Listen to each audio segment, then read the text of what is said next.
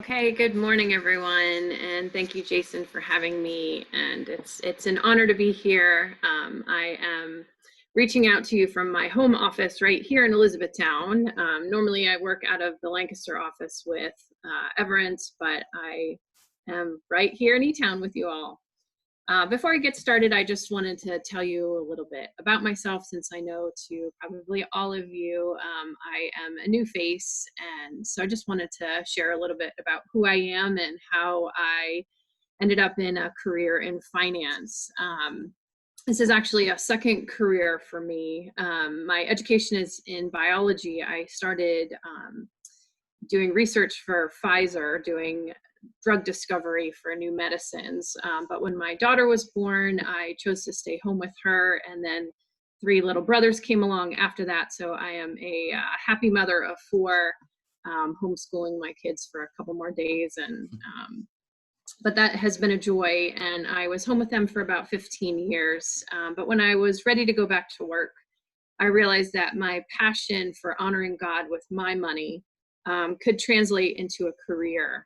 About 3 years ago, I started at Everence, and honestly, this is the perfect career for me. I get to care for people and be nerdy and integrate my faith and my finances and help others do the same. So I really love working for Everence. They're an amazing company, and we are faith first, and we want to honor God with our money, and we want to help others do the same.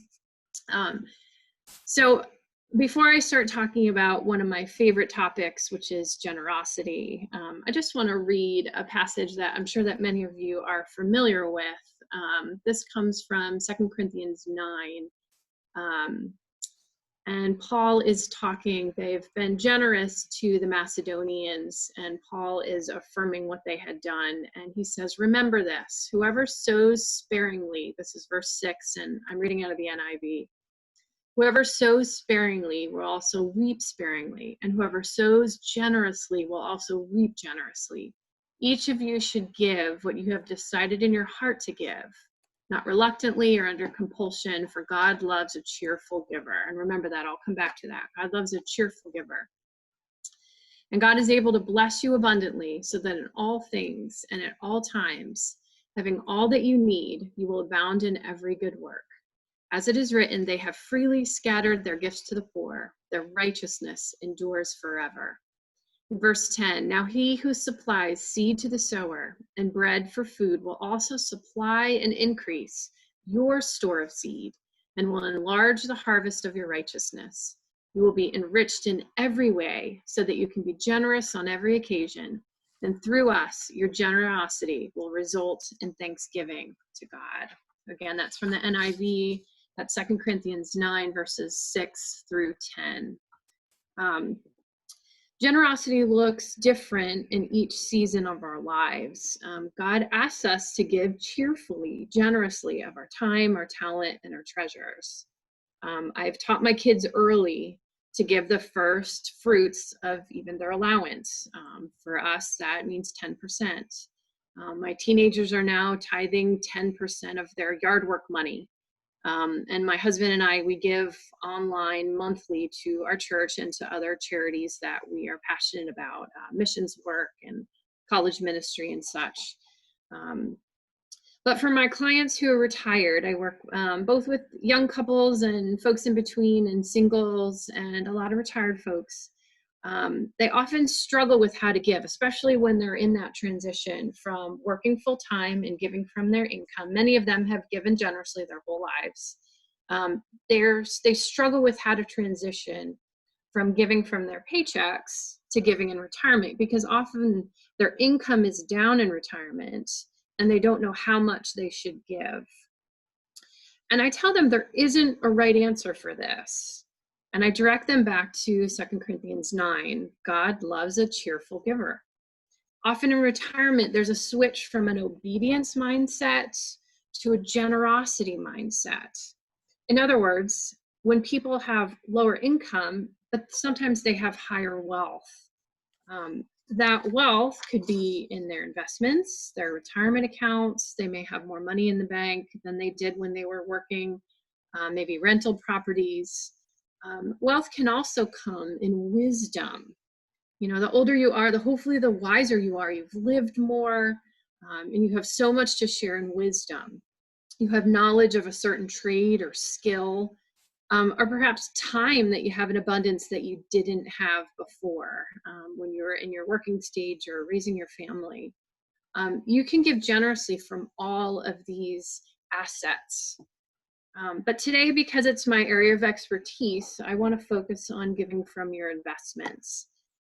For those of you who are older than 70 and a half with retirement accounts, as you know, you're required every year to withdraw a minimum amount from that retirement account called a required minimum distribution. And many of you have been doing this already, or an RMD for short. This has to be withdrawn from any pre-tax retirement account, such as an IRA, a 403B, 401k, 457, etc. Accounts like Roth IRAs, you don't have to take these distribution. It's only these pre-tax accounts. About 10 years ago, after the 2008 recession, the IRS, in an effort to encourage generosity, allowed clients to donate their required minimum distribution to an eligible church, charity, any 503BC, or I'm getting that wrong, I think, to an eligible charity. So normally a required minimum distribution is 100% taxable because it was put in before tax and then it's withdrawn, it's 100% taxable. And sometimes that would push a retiree into a higher tax bracket. Maybe sometimes their Medicare costs would go up. But when that required minimum distribution is donated, it's called a qualified charitable distribution, or a QCD. That's qualified charitable distribution. And in that case, none of it is taxable. So for most people, they pay less taxes when they donate that required minimum distribution directly to a charity or a church, instead of taking that RMD and then donating it, especially once the 2018 tax law changed and that standard deduction went up significantly. It's really made a difference for people tax-wise. And so for people who are generous, this is a really great way to pay less taxes and give generously. So how does that work? How do you do that? How do you donate directly from your retirement account to your church or to a charity? First, your retirement account has to be an IRA. So accounts like 401ks and 403bs are not eligible to do this donating. So you can switch these accounts to an IRA, and to do that, you'll just have to reach out to your financial advisor and they'll help you do that and just change what's called the registration of the account to the IRA. That's, you know, the IRS's rules that it can only be from an IRA and not these other accounts. And to donate this QCD, this qualified charitable distribution, is honestly quite simple. It's just a form. This is something that at Everence we do all the time. It's a simple form which allows you to designate the specific amount, the specific charity that you want to donate to. You fill out that form. You can donate up to $100,000 a year from your IRA. You can give the full amount of your required minimum distribution, or you can give a portion of it and then just take the rest into your account. Some of my clients, they need most of their required minimum distribution to supplement their income. So those folks will just donate a portion of it and then take the rest of it as a distribution directly. But it really is a quite simple process to donate that. You can fill it out, and you know, depending on the investment company, they have minimums. You know, sometimes it's a $500 minimum per charity, but really it's very simple. For my clients, it's a one-page form with 2 sides, and they fill out the charity and they send the amount, and it'll go right from the investment account to the charity directly, or you can request that it comes to you and then you can donate it as part of the worship service when we're finally happily back in our places of worship. So it really is rather straightforward in the process. So that's one way of giving in retirement from your IRAs. Any questions about that so far?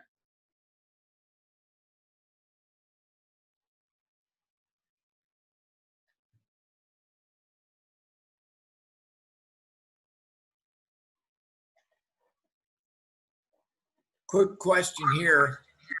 Okay. If your check goes directly to the charity,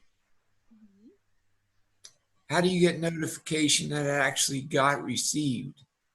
Great question.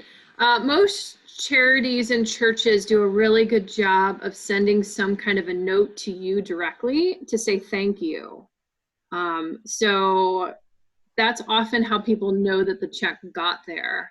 The retirement company or the investment company will also typically send you confirmation that it went out. They won't send you confirmation that it got there.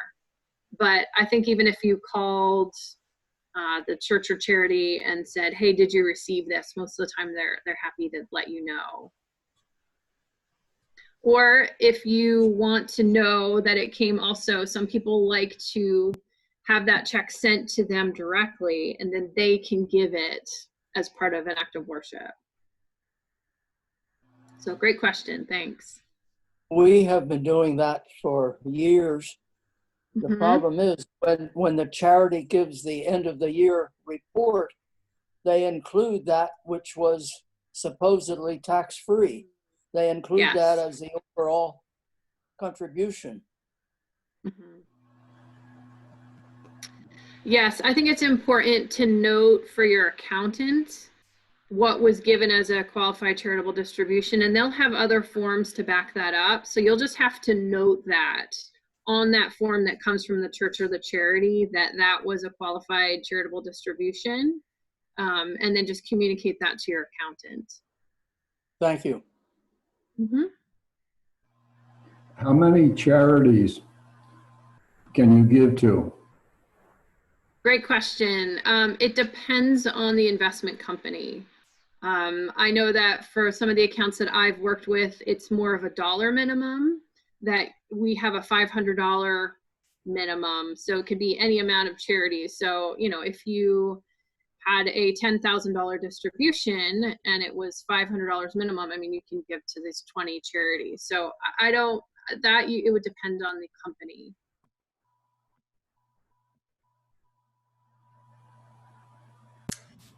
It's important for the people to know that they need to keep both papers, the paper saying that the organization got it and the paper saying that the investment firm sent it, because you're going to get for the tax accountant.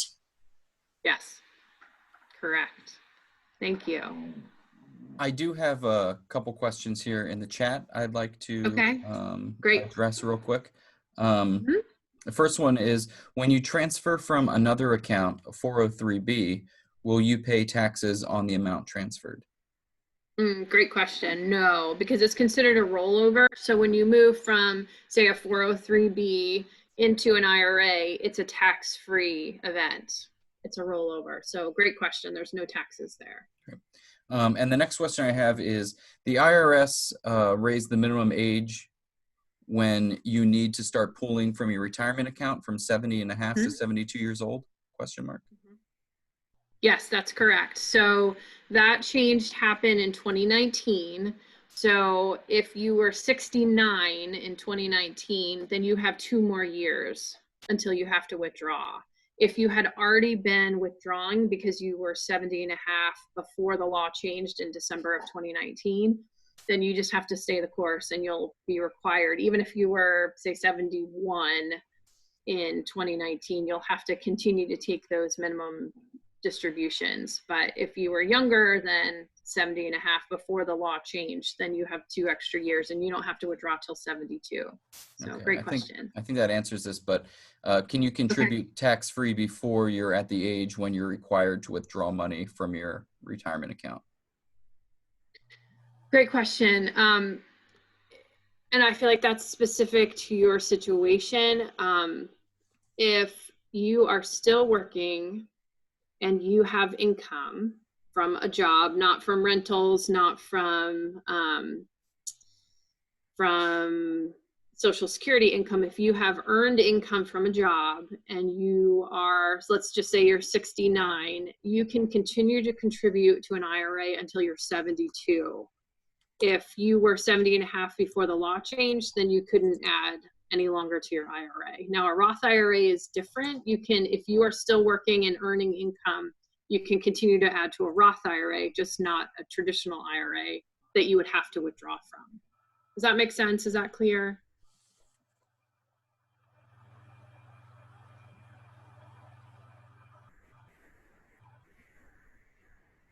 Those were all the questions that I had in the chat for now. Any other questions? One more verbally. Okay.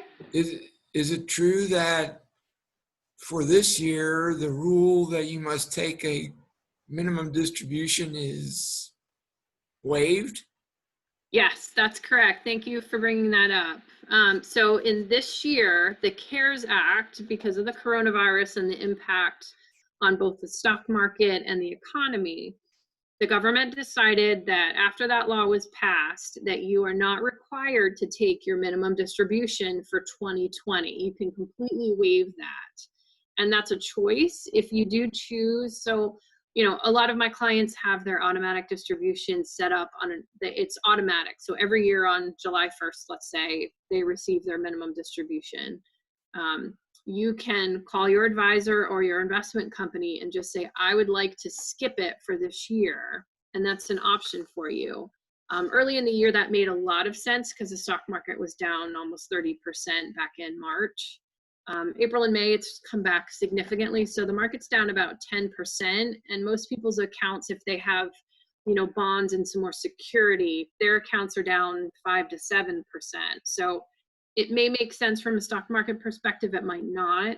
It really depends on your situation. Do you need that income? Would you rather keep it in the account so it can recover from the stock market drop? But it's a great question. It's something for everyone to consider. Great question, thank you.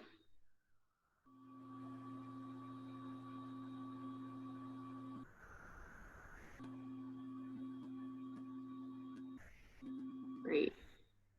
Jason, would it be most helpful if I talked about other ways to give or how Everence is responding to the pandemic? What would be most helpful for me to talk about next?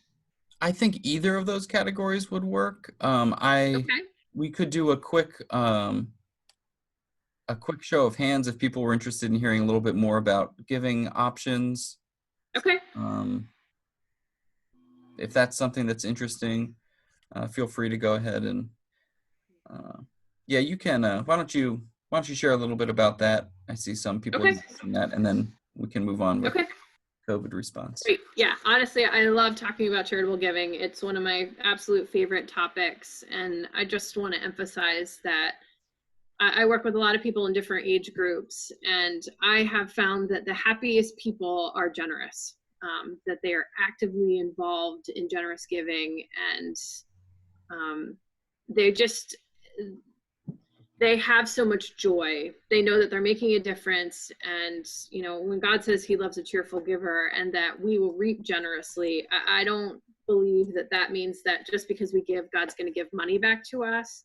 But I think joy and meaning really increases when we give and we think outside of ourselves to give others. I want to emphasize again, when we're talking about generous living, that you know, I'm in this stage of life where I'm raising a family, and I long for the wisdom from those ahead of me who they have so much more wisdom in raising a family, in navigating the challenges of marriage, in walking with the Lord.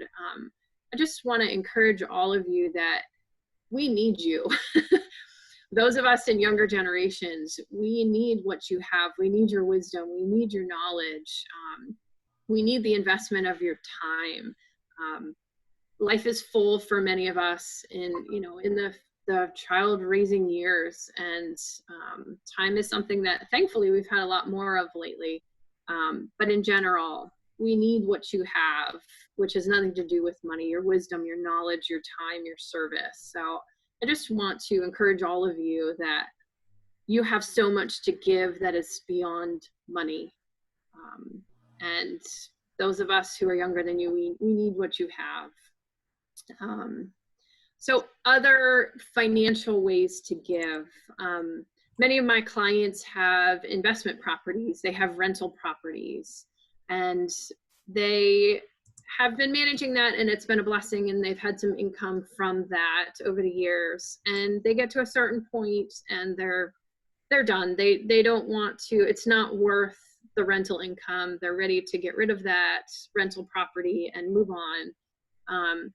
So what they have the option to do, and I worked with a couple last spring to do this, they had a rental property and they wanted to donate a portion of that rental property. They'd had it since maybe 1987, and so most of that property was now capital gains. And since it was a second property, they were going to pay taxes on 100% essentially of that property. So I worked with them and their accountant to decide the amount, and they decided that they wanted to give, actually it was 50%. They wanted to donate 50% of the property.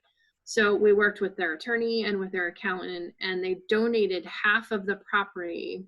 And so once it was sold, half of it went into what's called a donor advised fund. It's basically a holding, it's almost like a savings account for giving. And maybe some of you have heard of a donor advised fund. You can put cash in it, you can put mutual funds, you can put stock in it, you can put the proceeds from a rental property or even a home. And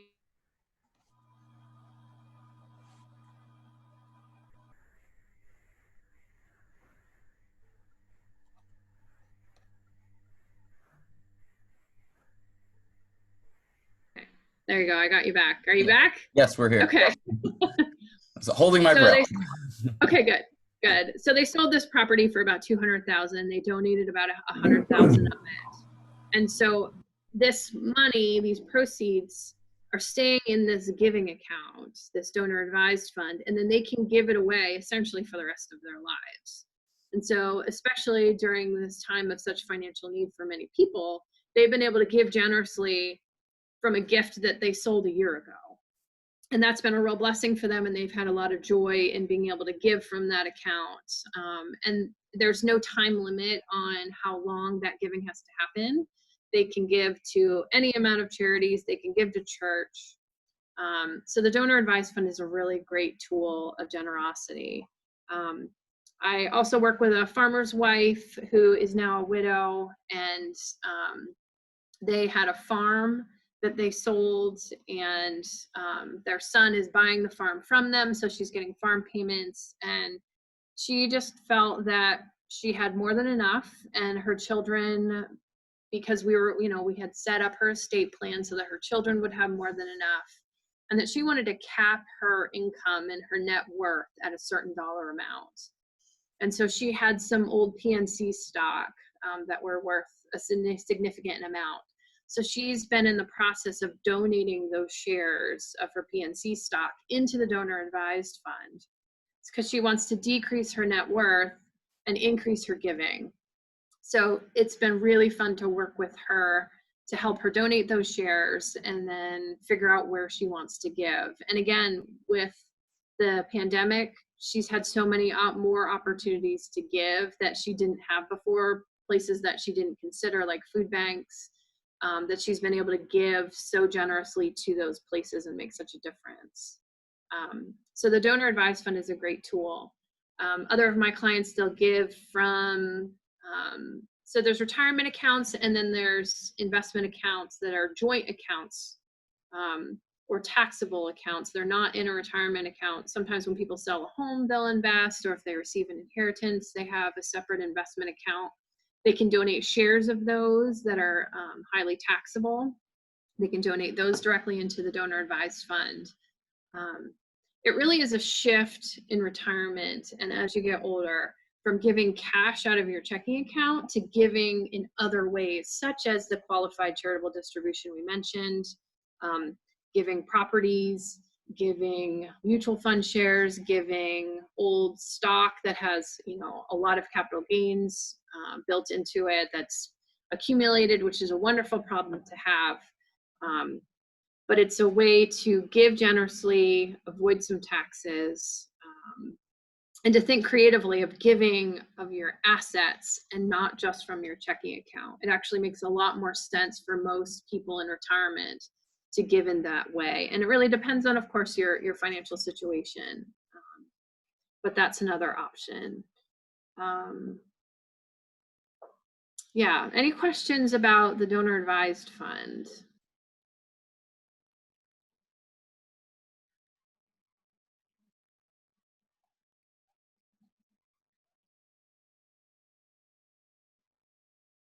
Okay.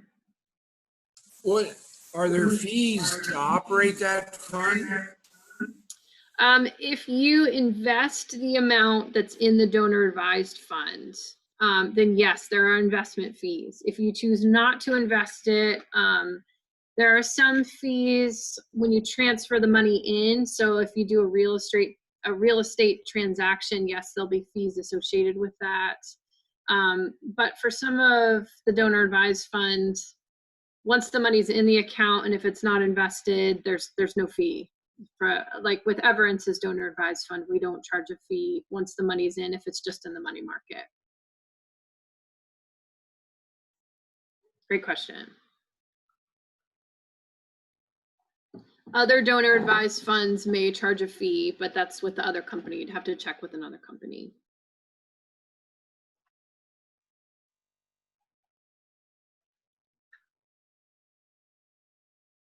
Other questions about the donor advised fund?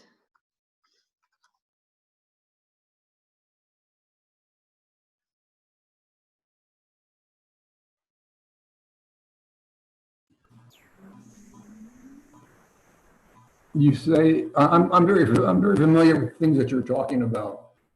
And the donor advised fund does have a limited number of checks you can write without a fee.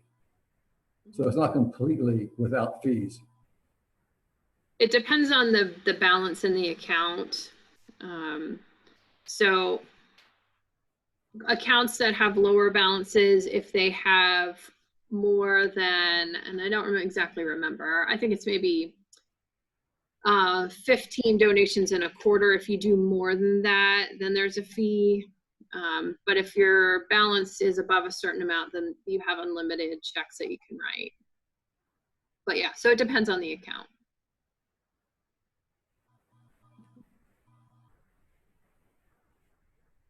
Other questions about the donor advised fund or ways that you can give?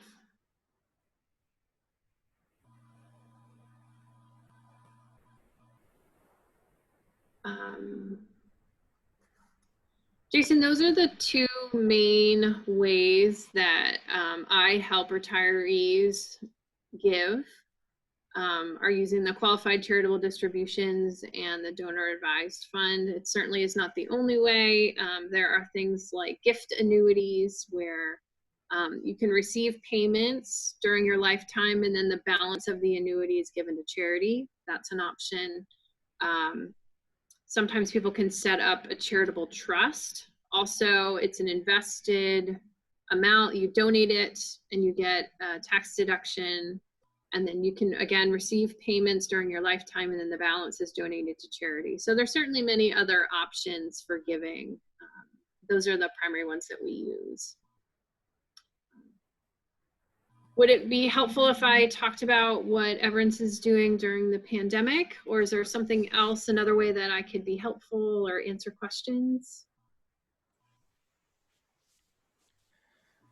I think that we may allow for some questions after this, so maybe I'd encourage people to put their thinking caps on about what questions they may have, but it may be interesting to hear a little bit about how Everence has responded to this crisis. I think we're all keenly aware about the volatility of markets and how things are, up and down and all over the place. And I think it'd be interesting to just hear from your side of things, how this experience has been the last couple months. Okay, sure. Do you mean as an advisor or as Everence as the company? Normally I'm the one asking lots of questions and doing lots of listening, so I honestly don't like doing all the talking. Yeah, it could be either of those. Okay. Your perspective. Sure. I'll start from my perspective. You know, how we are responding to the pandemic, how, you know, I as an advisor am responding to the pandemic. So in mid-March, just like most people, we made the quick decision that we would be working from home. I think we all thought 2 weeks. But here we are at the very end of May, and I'm still working from home 100%. So for me personally, the beginning was kind of crisis mode. The stock market was crashing. We were asked to stay home. The grocery stores were crazy. Everyone was, you know, buying toilet paper, and usually it's bread and milk. And I'm originally from New England, and we always laugh when everybody wants to get bread and milk during a snowstorm. This felt like a pandemic snowstorm, except instead of bread and milk, everyone was getting toilet paper and cleaning supplies, I guess. So the beginning was kind of crisis mode. For me, that looked like reaching out to all of my clients, especially the ones that I had the best relationships with, and just checking in. Thankfully, with many of my retired clients, we've been having conversations for the last 2 years about a stock market crash. The bull market had lasted so much longer than any of us expected. You know, we had been up for 10 years, and so for many of my clients, we had already adjusted their portfolios to decrease the risk in the accounts. For those that it made sense, that were concerned about what would happen if they lost, you know, 20% in their investment account. So what it ended up being is that as I reached out to people, most people said, you know what, we were ready for this. We were expecting it to come, and we're not worried. And, you know, we're glad that we changed our investments when we did before any of this happened. And for many of them, it just became a conversation about, are you safe? Are you okay? How's your health? I expected that people would be frantic about their money, but really they were more concerned about their well-being. And so that's honestly what I have spent a lot more time talking to my clients about is, how are they? And, you know, some of my single female clients, my widows, and, you know, some of my female clients that never married, they're honestly really lonely. They're isolated, they're living alone, and that's been a real struggle for them. And so some of it's just been long phone conversations about how they are, and they just talk, and some of them are really concerned about their health and the future, and they're really lonely. So it was really surprising to me that it was really a time for human connection, not just as an advisor, but as people connecting, and the need for that. So I actually really enjoyed that. And, you know, I'm a nurturer at heart, and I'm a mother of 4. So loving on people and connecting with them as people is something that I found to be a privilege. In most cases, you know, most of my retirees already just knew that I would tell them to stay the course. And that's what I continued the advice. This was not the time to make big decisions about making big changes. When we do that, when we make emotional changes, it's usually the wrong choice. And I think we know that in life too, that when we respond to a crisis emotionally, we're usually making the wrong choice. And so it's really when the crisis passes, and if there's a decision that needs to be made, then you make it then. And that's true in our money and in our lives. So some of my clients, or most of them, we had already made changes. There were 2 clients in particular that we had talked in February about decreasing their risk. And they said, well, we're fine. Let's just wait till April and we'll talk about it then. Well, we missed that. So for those clients, you know, I reached out a couple times, and they said, well, let's just wait. It'll be okay. They're in their early and mid 60s, so they still have some time. So it's having some financial conversations, but mostly personal conversations. So that's me personally. And, you know, I'm certainly balancing homeschooling 4 kids and working and figuring out what that looks like. So that's kind of my experience personally. as a company, I'll say Everence has been caring very well for us as employees, providing a lot of flexibility for those of us that still have children at home. They have been really good about communicating with us as well as with our clients about what's going on, about how we're responding. So just a few things. You know, market commentary is something that we've always done, and they're doing it more often now. Just giving people updates from Chad Horning. He's our Chief Investment Officer, and he's brilliant, and he knows so much more than I do about economics. And so he's keeping everyone updated. Things that we're doing as a company, we've always offered free debt and budget counseling through a company called LSS. And so we're just letting people know that that's available. So maybe if it's not you that's struggling, but one of your children or someone in your community that you know is really struggling because they worked in the restaurant business or something like that, that's something that we offer. There's information on our website, just everence.com, right? There's a bar right up top that says how we can support you during this time of COVID-19. There's information about Medicare and how Medicare coverage. Anyone who has one of our Medicare supplement plans, we actually sent a stimulus check to them as well, just to respond. As the credit union, we're offering folks skip a pay, that if they're struggling to pay their credit card or their vehicle loan or even their student loans, we're offering skip a pay. So you just have to reach out to the credit union to do that. We're waiving ATM fees and, you know, talking to people about charitable giving, because, you know, some people are really struggling financially, other folks are not as impacted, and they're the people that this is a great opportunity for them to give generously. So even as I talk to my clients personally, many of them are very generous people.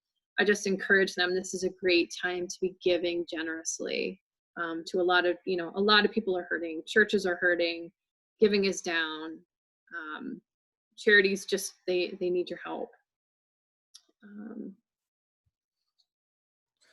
We're also offering support to churches, to pastors, to businesses, and, you know, for more information, just everence.com will give you a lot more detail about all of that. So that's just kind of big picture. Great. I do tell see a little about Everence. Where's its headquarters? Who owns it? Who operates it? Thank you. Great question. Thanks. So our corporate headquarters is in Goshen, Indiana. We started in 1945 so that we could support the conscientious objectors coming back from World War II because they did not have access to the GI Bill. So that's where we started, is caring for those veterans. We then expanded to insurance and investments. We have our own mutual fund company and advisory team. Who owns it? It is a fraternal organization, so technically the members own Everence, so we are a nonprofit. We give back to our members in the form of sharing grants, and those sharing grants have actually been doubled this year. So one of the things that we're most proud of is that as a form of our income, we give back to the churches in grants for needy people in the congregations. We are a faith-based organization, so everything we do is directed by that faith. Ken Hostetler is our CEO, and he's based in Goshen. We have offices all over the country. Central Pennsylvania is our largest market. There's also a large Anabaptist population, of course, in this area, but we also serve just people of Christian faith. We're expanding beyond just Anabaptist as well. We have offices from Alaska to California to Indiana, the Midwest, and of course, Central Penn. So that's a little bit about us as a company. We help people with financial planning. We do investment management, we do Medicare, we do insurance, long-term care insurance, life insurance, disability insurance. And, yeah. Thank you. A little bit about us. You're welcome. There is a question that came up in the comments I'd like to ask real quick. Could you share a little bit about pros and cons of gift annuities? Great question. Thank you. A gift annuity makes sense if you need income, but you also want to give. So I think a gift annuity makes sense if you have an amount of money that you want to give, but you need to hold on to it a little bit. In other words, you need some of the income from that, but you want the rest of the money, once you don't need it anymore, once you've passed away, your spouse has passed away, and you want to give that to charity. So when I talk people out of a gift annuity, it's because they don't need the income and they just want to give a gift. In that case, I say you're better off just giving an outright gift. In cases where people are looking for different ways to supplement their income, so maybe their Social Security, their pension is not enough, and they need to withdraw from their investments, and maybe they get an inheritance or something like that, and they say, well, this would be a great way to do both things, to supplement my income, but I also want to be able to give. So that's when it makes the most sense. Often the payment rates with gift annuities are much better than like a CD or even a regular annuity. It's based on your age, so that can be a pro, that the payments are usually pretty good.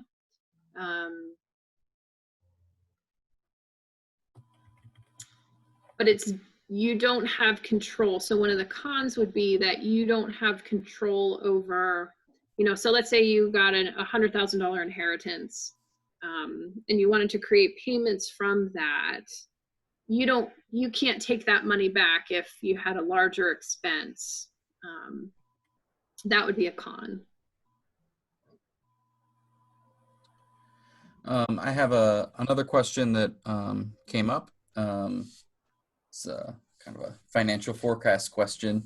Do the financial gurus at Everence see a market decline in the future as a recession might occur?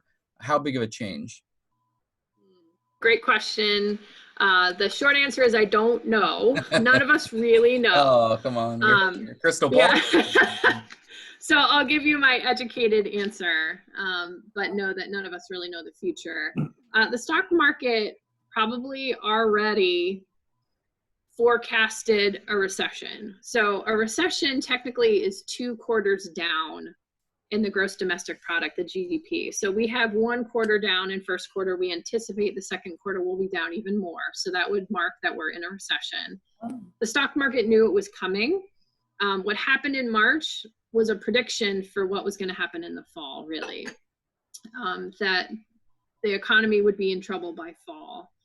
We've had a great recovery, which means that the stock market has already said, we already anticipated that we would be in a recession, but that we would recover by fall. So the stock market has predicted what was happening. Now, they're not always right. So I read an article about the economy, that the recovery could look like a V. So we had a quick drop and a quick recovery. Perhaps that's what's already happened. It could look like a U, where, we went down and it would take a little while, but then it'll recover. Or it could look like an L, a sharp drop, and then it would take a long time to recover. It looks like we might be in a V. It looks like the market might recover and then stay steady in the fall.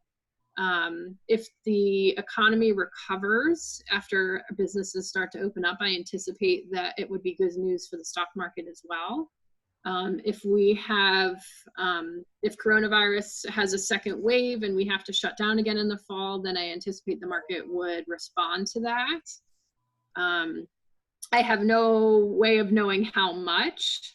I think that the second quarter is going to be bad in terms of jobs. I mean, we're looking at about a 20% unemployment rate, but people are starting to get back to work. So all of that is good news for the economy in general, and I believe the stock market will respond to that. So is that... Yes, thank you. Not the specifics of what you're hoping for, well, yeah, but... you don't have your crystal ball, so you know. I don't. Nor I do I do have use one. another question here. It's a question about Everence. Do you provide healthcare insurance? So we have our own Medicare supplement, if that's what you're talking about, Medicare insurance. We do have Medicare supplement insurance, and the minimum per couple per month. Great question. So for a 65-year-old minimum, it's about $90 a person per month for our Medicare supplement, for our lowest plan and for supplements. If you're talking about health insurance for people who are younger than 65, we do help people find plans on the marketplace. We don't have our own health insurance. We once did. That's kind of where we started, was health insurance. But back with Obamacare, a lot of things changed. And so we are not currently in the traditional health insurance any longer, but we can help people find a plan. Next question. How many monthly gifts can you give using the qualified charitable distributions? Again, that depends on the company and their minimums. So I have some clients that have set up their monthly giving to their church from their donor advised fund. So that check goes directly to their church every month. That's for the donor advised fund. You're asking about the qualified charitable. The qualified charitable distribution. Honestly, the way that typically works best is not a monthly giving. The donor advised fund is better for monthly giving, but a qualified charitable distribution is better for annual giving, or maybe you do it twice. It's just simpler that way, and it's better designed to do something annually, really. Okay. But if you want to know, I would reach out to your investment company and ask about it, and they'll be able to be specific about, you know, what their minimums are. Great. We have about Great question. 5 minutes left. If anyone has any other questions for Jen, now is your chance. Now would be the time to ask. Well, I have a burning issue. Okay, Craig. Okay. Jen, you almost gave me a heart attack a couple minutes ago. Oh no, I don't want that. Oh yeah. Well, first of all, I'll say that our congregation has been with Everence for maybe close to 15 years now. And great. We've taken pretty good advantage of the give backs from the investment programs. But I thought I heard you say they're doubled for this year. Does that mean they are? They are. So they are double. The sharing. We've been eligible for 1,000. Does that mean we can get 2,000 this year? Yes, it does. Yes, it does. George Snavely and the Deacons, I'll be working on that. Great. So that's a good heart attack. I thought I gave you a bad heart attack, but please don't have a heart attack on my it was a good one. I don't think your wife would want that either. I might not have any goodwill. She gets insurance. Oh. She might like you better than the insurance. I'd like to back up to Karen Wanger's question.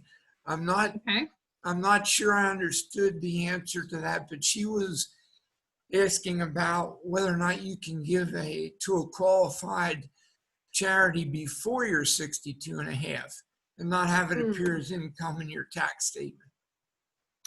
Great question. It would not be considered a qualified charitable distribution because that is an alternative to the required minimum distribution.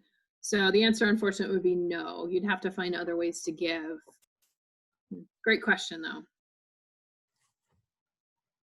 You would be allowed to take distributions from your retirement account if you're no longer working there, if you're older than 59 and a half. Of course, this year is different, that anyone can take from their retirement account without a penalty for this calendar year because of the CARES Act. But the qualified charitable distribution is reserved for folks who need to take a required minimum distribution. Great questions. that would be another question that I had real briefly. Are there other aspects of the CARES Act that would be important for people to be aware of as far as for charitable giving or moving around large sums? Moving around large sums. Can you be more specific? Well, no, I was just, I'm not sure. I just, the last piece that you added there just made me think that if there's other things within the CARES Act people could be aware of. Yeah, I mean, a couple of things, you know, a lot of people received the stimulus checks. That was a big part that most people were impacted. For anyone impacted financially by COVID, they can withdraw from their retirement accounts. They would, if it's a pre-tax account, they still have to pay taxes, but they don't have the 10% penalty. So anyone younger than 59 and a half is eligible to withdraw from their retirement account for this calendar year if they're impacted negatively because of COVID. I mean, those I think are the main ones. And then the other one that we mentioned earlier, that people in that phase of needing to take their required minimum distribution, that is waived for this year. And there's no penalty. And then next year they'll just pick up as normal. Okay. So if you do want to skip your required minimum distribution this year, you'll just have to reach out to your advisor or to your investment company and they'll be able to help you with that. Fran, did you have a question? I mean, those are the main ones I would say. Jen, since you're from Elizabethtown, let me bring a real world scenario to you and to others. Okay. Our original church building on Washington Street is now the community place on Washington. And it houses many of the social services that are so critical needed here in Elizabethtown and Elizabethtown area. The property is owned by the United Churches of Elizabethtown area and is now in the process of planning and constructing, hopefully this year, a new building which will house the homeless situation, as well as a dental clinic, as well as transitional housing. As part of a giving or a financial consideration, the United Churches are going to raise church bonds. Oh, okay. This will give our church, as well as members of our congregation, the opportunity to purchase those. Those will be in $1,000 increments. But the beauty of that is that those individuals or the church itself, whoever purchases it, can cite their own interest rate as well as the retirement or the expiration of those bonds. Wow. This also gives that bondholder the opportunity to donate that if they wish at some time to it. Okay. But it is something now that it has been forwarded to our church for consideration, and I'm just wondering whether you're aware of that as a, if you will, creative way to not only finance a project, but also as a giving tool for that as well. That's great. I was not aware of that. So that's wonderful. Krista, you had a question. Let me unmute you here. Okay, go ahead. My husband and I'm one of the younger of the crew here. So, but my husband and I have a kind of a unique situation. He's 11. My son, who's almost 17, and then to talk about retirement, and I'm like, what? I'm 44 and I have a 2-year-old. I'm assuming, I'm sure you do, which I've heard of Everence many times over the years, but you would have like a free consult to sit down and talk about, because you talk about all this stuff and my eyes glaze over. But I know it's very important. So you have free consultations to sit down. Yes, absolutely. Okay. Absolutely. He has all kinds of stuff from work, but yeah. I don't know. Absolutely. Absolutely. Right. And then I even see someone else says, how does Everence get paid? Commissions from sales or financial advice fees? Yes, all of the above. So when people invest, there's an investment fee. If I sell insurance, there's a commission. If I do a financial plan, there's a flat rate for financial plans. So yes, but all of our fees we disclose ahead of time, so you know exactly how much that advice or that product costs you. So yeah, that's something we're really proud of, is there's no hidden fees.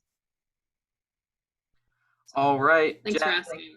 thank you so much for taking the time to be with us this morning. Great. And we are thankful for you spending your time here. We will. My pleasure. We will be moving on now to our own live stream in just a few minutes. So I would encourage you all to show up there. We'll see you in the chat. Thanks again, Jen. Great. Thanks, everyone. Have a great day.